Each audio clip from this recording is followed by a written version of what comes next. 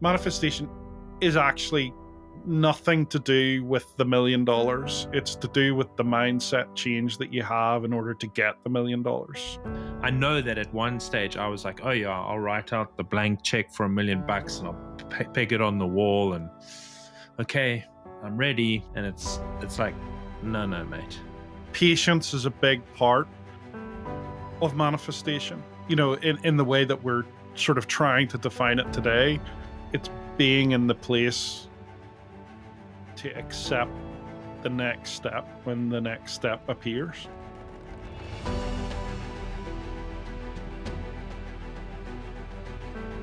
Welcome back to Live Into Your Brilliance, the place where myself and Billows, along with our amazing guests, love to dismantle illusions that are getting in our way and wake ourselves up to the truth and brilliance that lives within all of us. Today we have another special guest. His name is Alan Carson, and he is the co-founder and former CEO of Cloudsmith, one of Northern Ireland's most successful tech startups. But you'll be pleased to know this is not another conversation about venture funds and scaling strategies. This is a cool conversation about the mindset, the vulnerability, and the quiet belief that it takes to manifest not only a company, but a life that you love. And that is exactly what Alan has done. He shares with us a range of impossibly specific aspirations that came true. And they're so precise, they're really hard to chalk up as coincidence. In this episode, we really are exploring the truth about manifestation. And not that fluffy stick a check on the roof ceiling of your bedroom kind, but the kind built on belief, grit, and showing up even when it's really hard. So let's dive in. What is the biggest truth or illusion that you have seen over the course of your journey that if we could just get a glimpse of it, it has the possibility to change our worlds? I think the main thing for me has been around belief and manifestation of the things that you want. And you know, at the end of the day, I sit here having achieved an enormous number of the things that I had wanted in my life. Um and it was not without hardship and not without struggle, and but at the same time, I find it very interesting to look back and see all the decisions that were made in order to kind of get us to literally where we are today. And that even includes being on the podcast, because I think when you started the podcast, even though I felt like I wasn't ready to be on it, I think I said to you, Alan, I want to be on your podcast someday. Mm-hmm. And, you know, and here we are recording, recording the episode. So, like, I think it's all the things that you want are basically achievable. They may not work out exactly the way you think, but at the same time, you can kind of, you know, if you're aiming for something, it can be achieved as long as you just stick at it and be patient and be really mindful about how to actually, you know, actually achieve those things. And that includes things like working back from the thing that you want, and what are the steps that you need to do to get there. And I think a good example of that was actually when we first met, Alan, was I had closed the seed round in Cloudsmith, and I was like, well, what's next? Well, it's Series A. And I was like, well, I don't feel like I'm personally, professionally ready to raise a Series A. And it's like, well, what do I do in order to figure out how to do that and make that work? And so one of the steps was to kind of reach out to you and sort of start a conversation. So it's things like that. I think it's just like, be mindful about what you want, and and start putting the small things in place, and those will compound over time in order to get to where you want to be. The one thing that I'm really curious about in terms of your experience of that is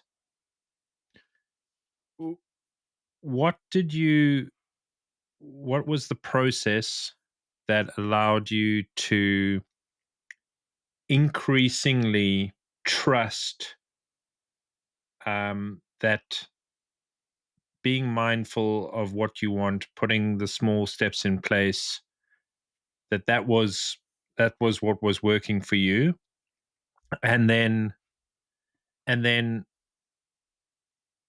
how have you learned to trust that more and more, and as a result of that, what do you see?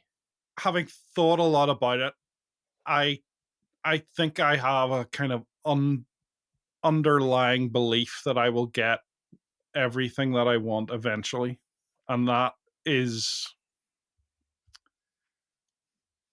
has has somewhere, has basically been the kind of the driving force behind everything.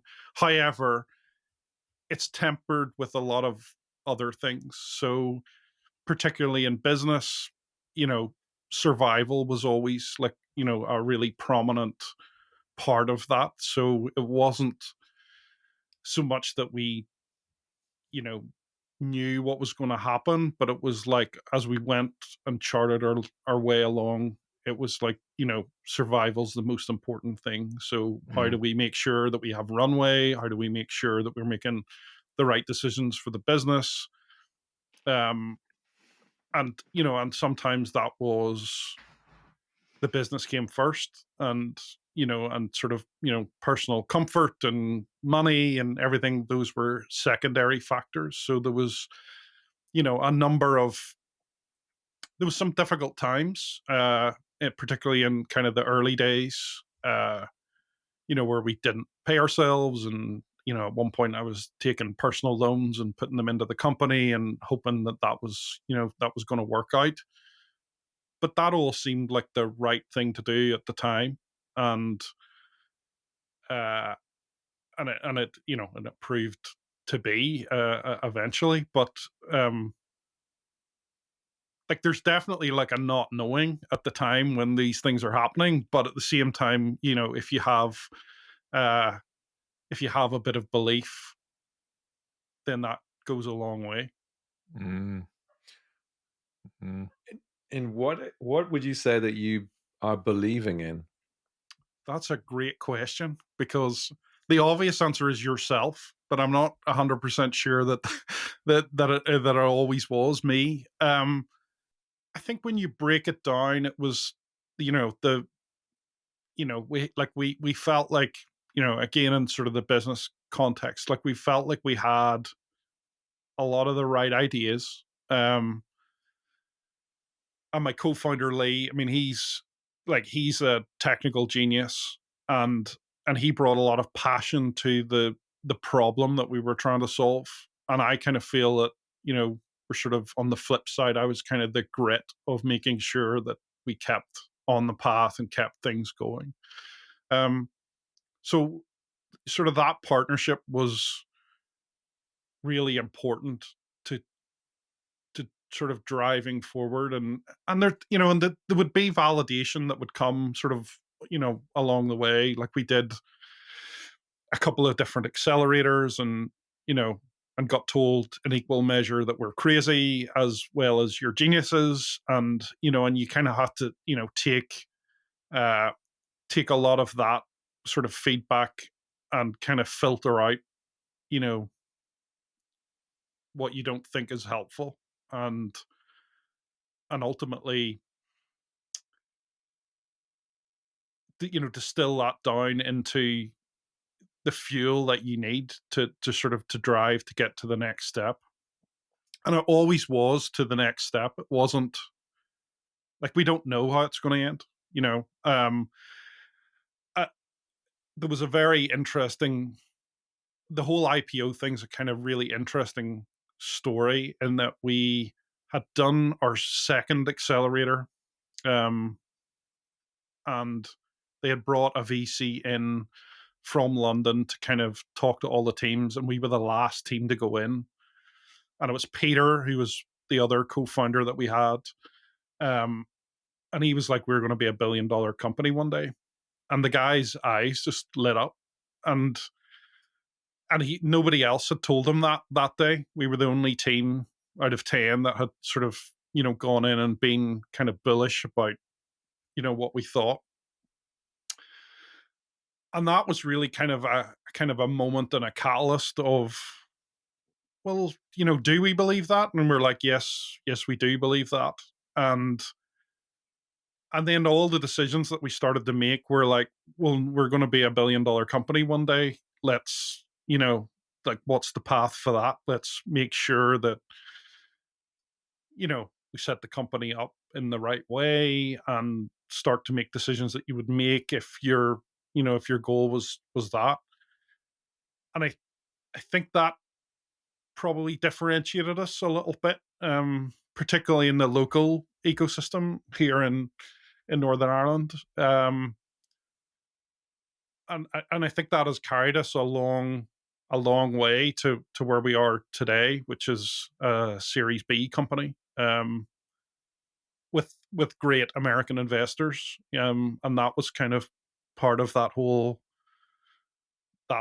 path as well, was to make sure that we would, continue to get not better investors, but sort of, more well-known investors. The other word you mentioned at the beginning was manifestation. Mm-hmm. And so and that's a word that I think there's just so much in it. Tell me what do you mean by that? So you said belief and manifestation, and I'm curious, even in the context of you're telling the story, that's what came to mind for me. I was like, oh, what part of this is belief and what part of it is manifestation? I'll be honest with you, I probably feel like I was fairly ignorant of manifestation up until I met my wife, and she told me that I had manifested her. So, I because I think, and I kind of feel like I did, like, I mean, I kind of, but then I also think that the patience is a big part of this too, and that, ultimately I, kind of waited and waited and waited until I found the woman that I wanted to spend the rest of my life with. And I'm also sitting in the house that I grew up in, that my parents had sold in 2009 to, another couple. And then it amazingly appeared back on the market 6 years later, and I was in the right place at the right time to buy it. And so I kind of feel like I manifested that as well, in that, I used to think about it all the time. I used to think I'll make millions of dollars and then I'll go to them and give them an offer that they can't refuse. And very thankfully, they just put it up for sale and I just bought it for market price. That was good. I kind of have this sort of list of things that I have managed to kind of put together, but it has taken a long time and a lot of effort to do. But I also kind of feel like I was kind of lucky. In manifesting this list of, your amazing wife, the home you're in now, and the state of the business, and having the big hitting US VCs and all the other things, has it ever surprised you what comes about when you are met at the point of your action? So, you obviously have this intent. Sometimes I'm assuming it's very conscious, sometimes it's just there in the background. But have you ever been surprised by what actually comes up as a result of the steps that you're taking? Yeah, I think I'm surprised every time.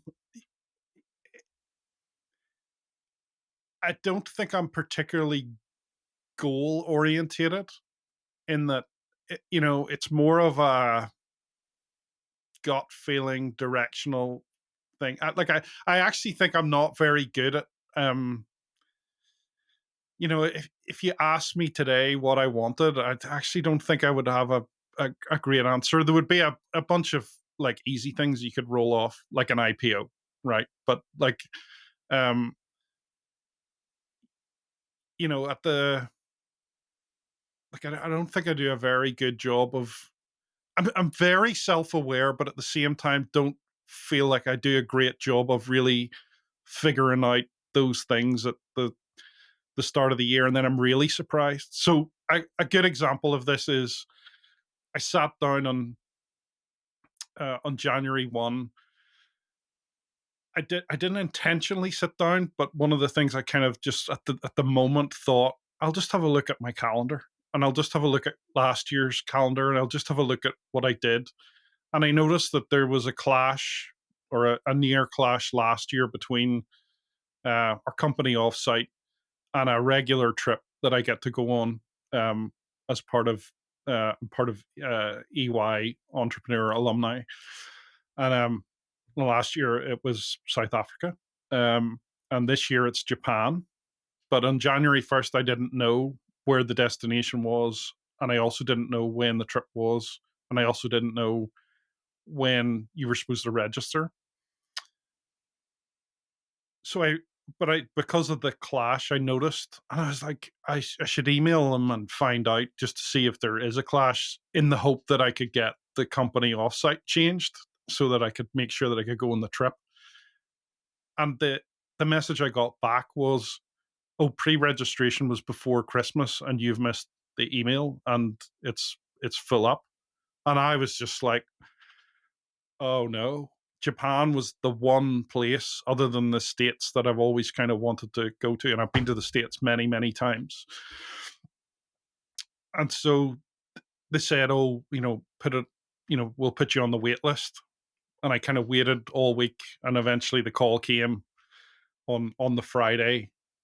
I I should say I didn't sleep that night. Like, I just was I just was, beating myself up for being such a fool of missing the multiple communications, and just like I've blown it. I'm not getting to go and everything. But amazingly, the call came, and I had gotten one of the extra 10 places, and I just thought that was kind of unbelievable. It was like, if I hadn't have sat down, if I hadn't have looked at my calendar, if I hadn't have messaged, I would have missed out completely, and not got to go. So like, all of that was surprising, because at no point throughout that was I intentional about my, other than I wanted to go.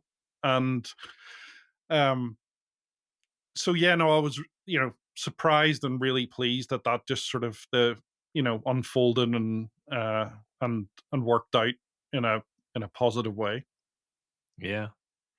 Well, I mean, Al, you call these the tickles of your soul. I think you got that from Christy, or somebody said that to you. But I mean, the interesting thing for me is, you say you're not actually particularly goal orientated, but you have these tickles, and you've learned, or you've seen enough to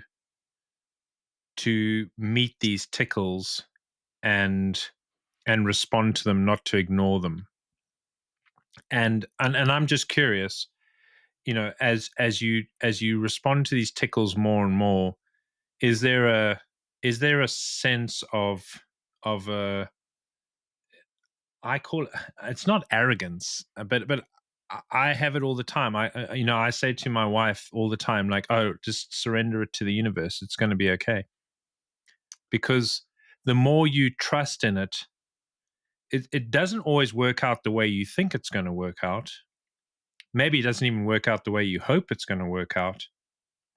But the more you trust, having faith in the tickles, and then just meeting them at that point and taking the next step, something fantastic always. And like, to your point, I'm the same as you, Alan. I'm like constantly surprised, and it's delightful. Like, I get off on it. I think it's so hilarious, because I think the universe is inherently good, and it has a great sense of humor. Mm-hmm. Yeah, I mean, you're more highly evolved than I am. I mean, I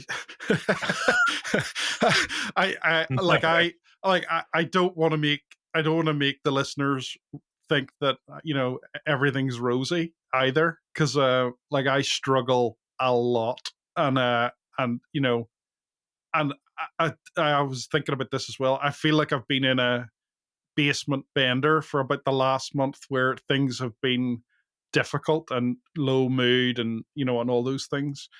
But at this but I also, sitting here, I've still got my YouTube video out every week. I'm starting my own podcast. We've been recording a lot of those over that time. It's it's it's important to kind of keep moving forward, even though you're not in great shape. And um and I think that was kind of the I would say that was probably the norm for Cloudsmith, over those all of those early years and everything, where it was really difficult, and we would get up every day and we would try to make a difference every day, but it didn't always go that well. But at the same time, sort of, the compounding effect of keeping at it and keeping going, um, was so I feel like I have been on this sort of pretty wild journey over the last 5 years, and what you're talking about has only really started to happen. Um, and and maybe even in the last sort of 6 months, where things have gotten a little easier to sort of understand, or a little easier to take, and the setbacks are, you know like we had a big setback last week, that there was a company I was really excited to work with, and they kind of came and said no. Like it was one of it's like I don't really do kind of like the vision boards or anything. Like I have this big document on my computer where I kind of chart all the things you know, that kind of happen and do, and things that I'm interested in, things I want to remember and everything. It was the one line at the top of the document, which was like, we're going to stand on stage and announce this partnership in 2025. And, and we kind of got told no last week. But I'm patient, and I think it'll happen. It just won't happen in 2025. Um, we'll go back, we'll recoup or regroup, and and figure out some other way to make it happen. And you know, and I, and I think it will. It just isn't isn't for now. What have you learned about the struggle? Like, I think, we've had people say to us before about this podcast and different things that myself and Billows have done that said that, what really helps is to understand what it was like when people were struggling and what they've learned about the struggle, because often that's where people find themselves. What is it that you've learned about the struggle that from where you sit now, you might wish that you could have seen it earlier? Um, the glib answer is a lot of it wasn't worth it. Like a lot of it was me being overthinking in my own head. Um, uh, high expectations. Saying should and could a lot of the time, and you know and and sort of spinning your wheels quite a bit, of like sort of being in a process where there isn't an exit. There's not a sort of a break clause where you're like, you know and a lot of the time it's really simple as well. A lot of the time it's just like, yep, not now, not yet. uh and and kind of learning sort of learning those things has made a big difference in the, in the grand scheme of things, because it's easy to get really down and really depressed when things don't go right. And and the whole, and that's the other thing, is that it's very easy to look at the accomplishments of somebody, of yourself or somebody else that's been successful, and not really understand the hard work that went into kind of getting there, and sort of looking at it with kind of rose tinted glasses, and be like, you know they've raised a lot of money, they've got some great customers, but I mean, all of those things were hard fought and difficult, and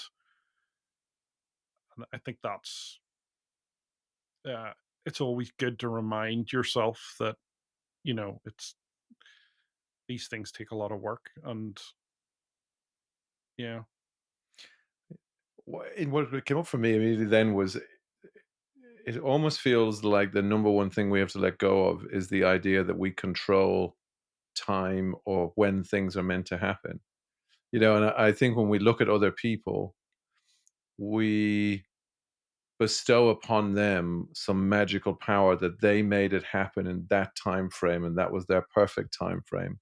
Whereas, if I take that partnership example that you've just said, it sounds to me like you're not taking that personally, that it's not happened. It's like, I would have liked it to happen in 2025. I did write it down. Just turns out that that's not what was meant to be. But it sounds to me like you're not taking that personally.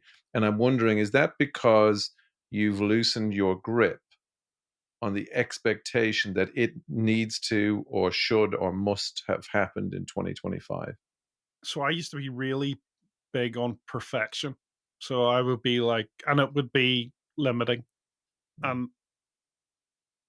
And I now I'm sort of the opinion that perfection is doing the thing, not the thing that you're doing. So at Christmas, I was like, you know, I need, like, one of the things I struggled with when I was CEO was sort of communicating, right? I mean, at the most basic level, it was communicating. It was like getting on the phone and talking to customers and talking to VCs, and like that was all of that was a struggle. And um, and having a kind of online persona was always like very, very low on the bottom of the list. And I found that quite sort of limiting in terms of kind of doing well in business. So at Christmas, I kind of came up with this plan to start the YouTube channel as part of uh, a process of figuring out and trying to learn how to do it. I love that line. Perfection is doing the thing, not the thing that you're doing. Hmm. Like, what it sounds like that. It sounds like that's that's your big.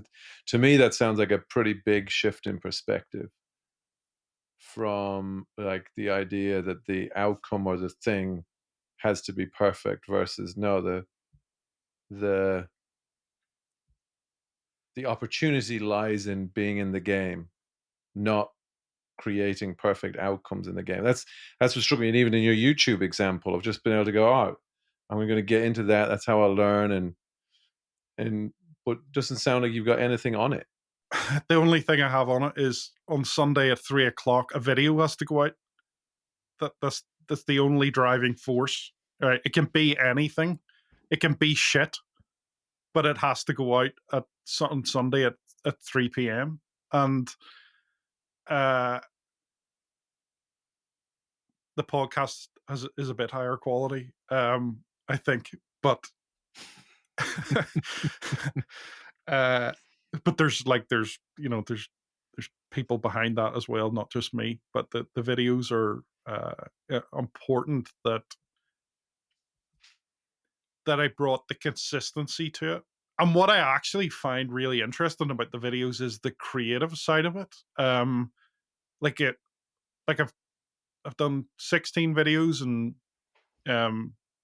16 weeks. There's actually a few more than that, but um, that's been really interesting. That's the fun part, is when you kind of come up with something creative to do, um, or you end up finding something funny that that you makes you laugh, or you figure out, like like at no point, the laugh is, at no point was I thinking of selling any of my collectibles, and now I have been to a toy fair in Birmingham and started to sell. Um, and the only reason that happened was we went last year as just attendees, and I walked around the show for a couple of hours and bought a few things and put them in the car and drove home. And this year, my wife was like, you know, like one of the things that you want is you want to be more part of the community. And she's like, you should go as a vendor and sell some stuff, and that'll give you an opportunity to kind of, it'll be easier to talk to people, and you'll see behind the scenes, and she was 100% right. I mean, like we went, and we were there. I was on my feet all day. I mean, I sit professionally for a living, so like standing up all day was kind of hard, but actually it was really easy on the day because it was fun, and we were, you know, talking to people, and and seeing a whole other side of something, which we hadn't really seen before. So like, just in, just that one thing of like, changing, changing direction slightly opened up a whole new world. And that's been that's been a lesson, not just specific to that particular scenario. It's like, you know a small change in direction, or a different way of looking at something, can open up a whole new network and a whole new world, Mm. and provide a lot of color and interest. But Alan, what I heard in there, and I'm sure the listener heard it too, is because I'm sure some listeners are sitting there going, I also have a communication challenge, or I think I do. And, I would be terrified, like having to pitch to VCs all the time and, sort of lead a company as a CEO. And then this idea of like, oh, I do have these certain interests, but like, I really want to be part of that community, but I don't really know. I don't know if I want to put myself out there in a way where I'm going to engage with them in a meaningful, more connected, conscious way. And what I'm hearing in that is like you are filled with this incredible amount of courage. And and you referenced it earlier, despite what the noise in your head is saying, you're you start a podcast and a YouTube channel to meet your fear where it's at. And we had a great episode last week with a gentleman, Danny, from Ladles of Love, and he said, courage is not operating in the absence of fear. It's being able to, endeavor and operate in the presence of fear. And I'm curious, like, where did that come from? What have you seen that has allowed you to operate in the presence of fear and add this color and this joy? Where did that come from? I think I probably went through a process where I was actively shrinking my comfort zone for many, many years, and getting to a tipping point where that was sort of no longer sustainable. I used to not go on family holidays, with my parents would want, all their kids and their wives and, and husbands and everything, and their all to go, and I just wouldn't go. I was like, I won't enjoy it. I don't want to go, and sort of would kind of miss out. And I don't quite know when the tipping point might have been. It might have been in and around that sort of in 2019. We kind of closed the seed round in Cloudsmith, where it felt like we had done a lot of hard work and we kind of got our reward, which was, we raised a couple of million pounds then, which was, as Alan alluded to earlier, a kind of record for Northern Ireland. And that was like a sort of like a oh moment of like, wow. And I think that was probably maybe the catalyst around kind of thinking and then starting to think about like kind of reshaping and trying to push out of a comfort zone. But I mean, but just to go back to, I'm terrified most of the time. Like, I mean, I sit here, and do the podcast, and I'm terrified about in case they ask me a question, even though I'm the host. And it's like, I find that really interesting. I mean, I'm getting like if we've recorded, I think 7 episodes already. By the time this goes out, I think a couple have gone out. We're trying to bank a few. But I mean, I've already gotten better in terms of my ability to. I mean, I just ummed there, but my ums and ahs and knows that I seem to like filler words have all started to sort of melt away quite a bit, which I still do it, but it's much less frequent. So that's been, and in many ways, like even that was part of the goal, was just to like be a bit better of a communicator and sort of see where it takes us. Like I mean, that's the other side of it. Like we're going to have, like, we've banked a bunch of like internal cloudsmithers, but actually the real test will be when we start to bring external people in, and we're recording the first external person tomorrow. So, and then it's be like reaching out into the network to try and figure out who else we can get. But I've signed up for, it's going to be a weekly podcast, so we're going to need 52 people this year.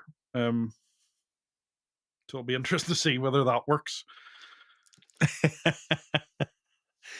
But again, it's putting yourself, it's finding a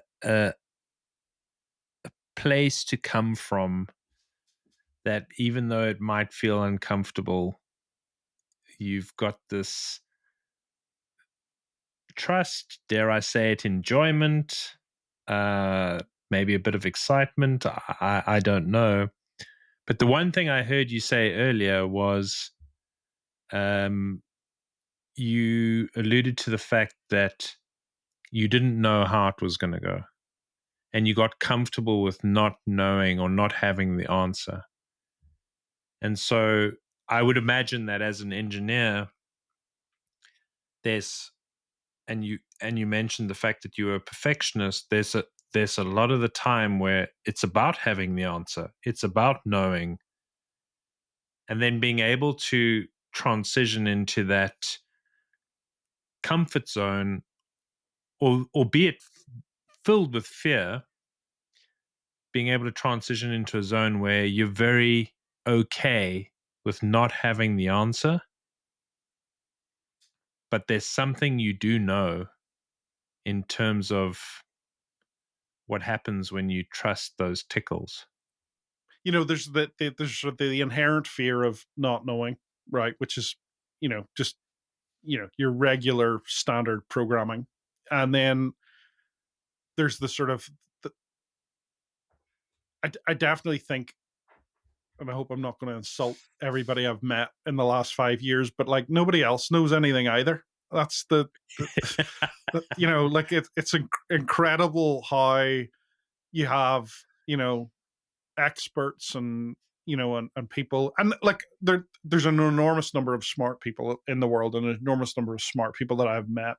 I'm not actually taking anything away from them, but like nobody does it perfect. And uh, at the end of the day, there's kind of comfort in that, like, ultimately you do the best that you can. And and if you do something, you can go to bed at night and sleep, and and sort of proud in the knowledge that you've actually managed to achieve something. Um and on the hard days, and I've said, this was a piece of advice I had for my wife. I was like, look, we just need to make it back to our bed at the end of the day. If if you can get there, it'll have been a good day. And kind of no matter what happens. So it's sort of important to remember that, like, a lot of the things that kind of happen in the moment are kind of transitory, and you don't need to worry too much about them. Mm. Doesn't stop me from doing it, but you know, uh, but when you get to a moment of clarity, you're like, yeah, no, that's okay. Yeah, I think when we get to those moments of clarity, that's when we remember sometimes. When you're in the midst of it, it's hard. And then you get to that point and you go, oh yeah, like none of that stuff mattered. Um, I wanted to bring us back a little bit to the manifestation piece, just because I just find it a fascinating word, and there's so much out there around manifestation, and I think about like the law of attraction, and I think it's Rhonda Byrne who came up with that.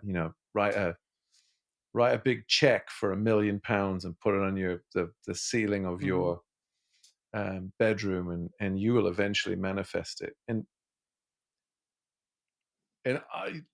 I'm not I don't subscribe to that philosophy in the way that it's described. Neither do I. I don't think you can. I don't think you can go. You know, I want $1 million, and go and to sit there and wait for it to happen. That's not what manifestation is, in my mind. It's Manifestation is actually nothing to do with the $1 million. It's to do with the mindset change that you have in order to get the $1 million. And it's and it may not even be that conscious, but it's like it's there. It's one of the voices that you know that's talking to you and saying, I suppose it goes back to kind of your gut feeling of, like, when you're faced with a decision, or you're faced with an opportunity, or you're faced with something.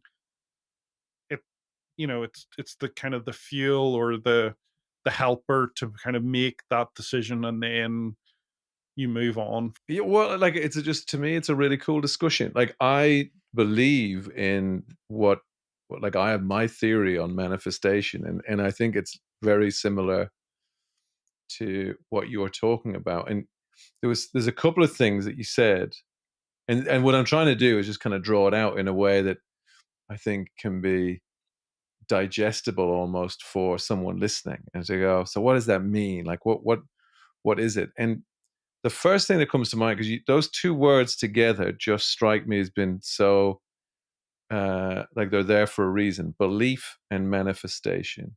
And you said, well, I said, what are you believing in? And you said, well, the kind of, I don't know what you said, but the cliched answer maybe as well, I believe in myself. I'm like, yeah, that strikes me. That struck like, oh, there's truth there. Because what do we mean when we say we believe in ourselves? And it's that, well, no one knows anything. I don't know anything, and no one else knows anything. So I might as well go with myself. And then the manifestation is, for me at least, and as I hear it and what you're pointing to, is the acceptance of, oh, that's what I care about. You know, and what I've seen in my life is that in hindsight, I get to see things that have appeared and I go, geez, you know what? I remember when I first had the thought that I would love that or this. You know, sometimes it's in my personal life, sometimes it's in my professional life. But what always strikes me is I remember accepting it in. Oh, I'd love that. And it didn't become and now I've got to make it happen, which I think sometimes people go, well, how do I manifest? Like, how do I turn that into my job? Versus, no, that's not your job. Like, it's not a thing you go and do. You don't go and manifest. You you trust yourself, and then you go with what shows up. Like the act of manifestation, if anything, is, for me, as I heard it, is just accepting what the thing is that you're excited about, or what it is that's alive in you, and then almost putting it away and say, well, I guess I'll just get on with living my life. And at some point, I'm probably going to look back and go, fuck, I live in the house that I thought I was going to have to pay millions of pounds for, but turns out actually it got put back in the market. I'm married to the woman that at one point I was like, that would be pretty cool. I've got this amazing company. And at some point, you spoke into the universe, oh, this is what I would love. And I just wonder if this is like, this is my theory, so I'm interested in what you both say, is that is when we say manifesting, it's allowing that to be, and then getting into the game of life and playing it day to day. And then at some point, often we get to look back and go, gosh, that's interesting. Like, this is where that has led me. So I mean, I know you guys well enough to know that you manifested the CEO retreat or the founder retreat that you did last year, right? Mm-hmm. Because it was 5 years ago or whatever that you both had a conversation about it, and then nothing Yep. happened for a few years, and then eventually you did it. And I guess that's kind of the way I feel like, about it. Um, that it's either spoken into the universe, or you have it in your head that there's something there that you want, or something there that you want to do, and then eventually it happens. There's a law, Hofstadter's law. It always takes longer than you expect, even when you take into account Hofstadter's law, which I love, because it's just like patience is a big part of manifestation, in the way that we're sort of trying to define it today. It's, you know, everything takes a long time to percolate and come to fruition. And it's very easy. And I find myself doing this all the time. It's very easy to compare yourself to, you know, other things and other people and other companies that seem to be accelerating, you know, faster than you. But those are the ones that everybody hears about. It's like the and are the exceptions to the rule. Most things happen slowly and over time, and it's being in the place to accept the next step when the next step appears. Mm. Mm. Bingo. I think you just put your finger on it. I think that's the wisest thing that you've laid down, and you've laid down some absolute pearlers today. But I think when you said earlier, it's the mindset change that you undergo to get the $1 million. It's not about staring at the $1 million check and waiting for it to happen. And I think when you start to get curious about the nature of things, and you can afford to be patient and curious and come at it with the mindset of, I don't necessarily know everything. I don't have all the answers, but I know something because I feel it. I know I'm going to have some interaction with that human being at some point in my life, or I'm going to be on the stage, with that partner announcing our technical partnership. I know it's going to happen. It's just not going to happen in 2025. I know I'm going to live in that house.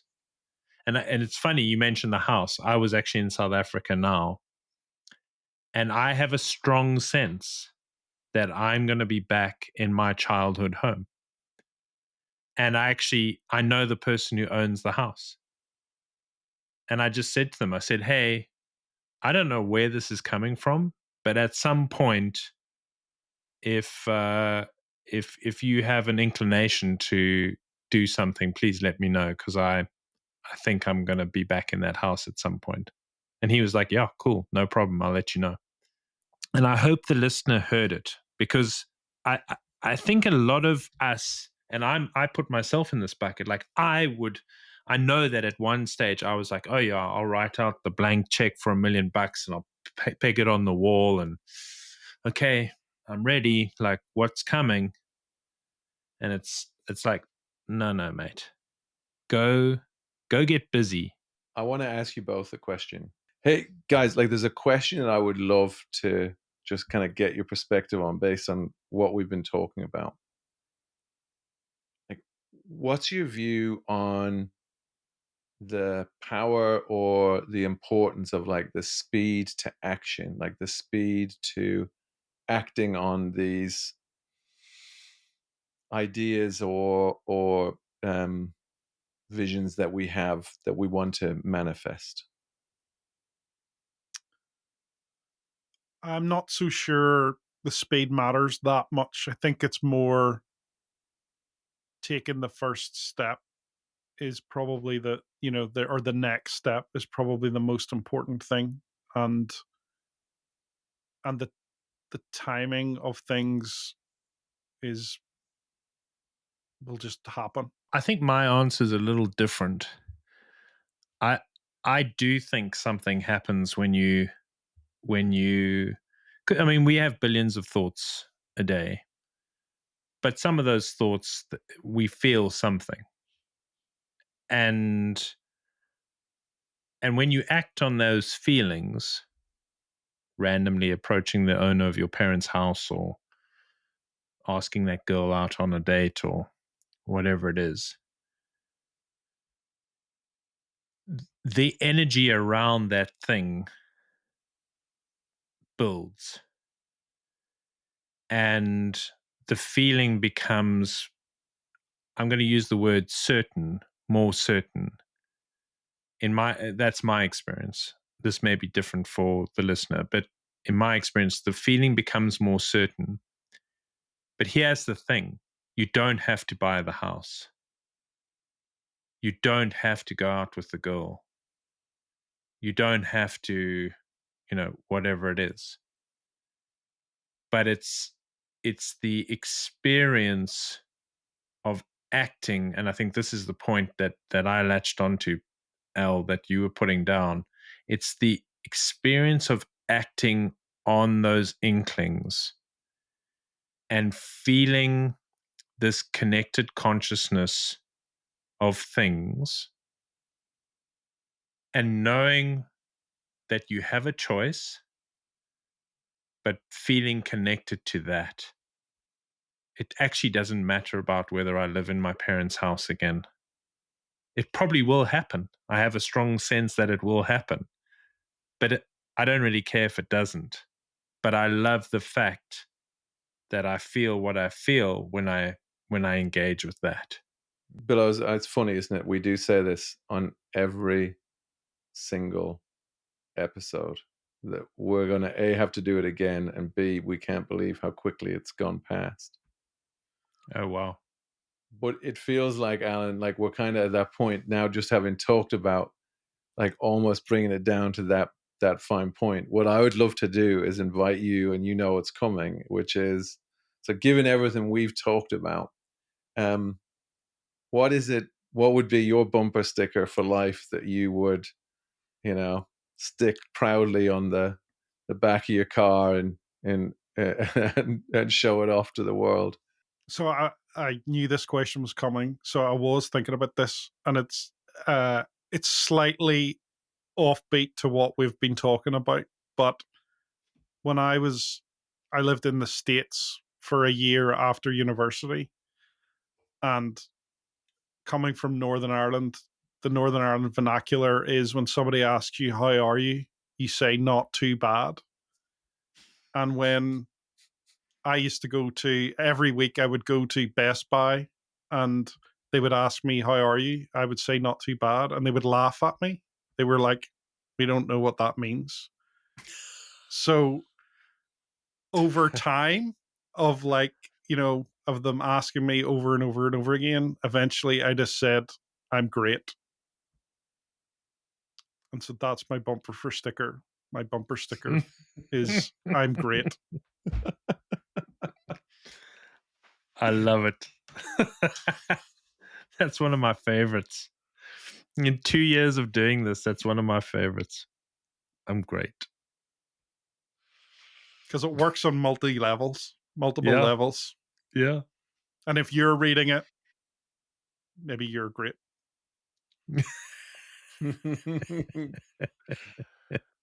Billows, bring us home, baby. Any final comments from your side before we wrap this up? Oh yeah, I mean, Alan, firstly, thank you for spending the time with us and being as open and vulnerable as you have been. And I think for me and for the listener to hear how you have embraced who you are, the perfectionist, the engineer, the not willing to go on family holidays, to understanding that there's something going on. You don't necessarily have the words for it, but there's something going on, and being curious enough about that to develop a deeper and deeper faith in your beliefs and your ability to manifest. And I think what you laid down around manifestation, about developing the right mindset to be curious and then go and be courageous even in the presence of fear.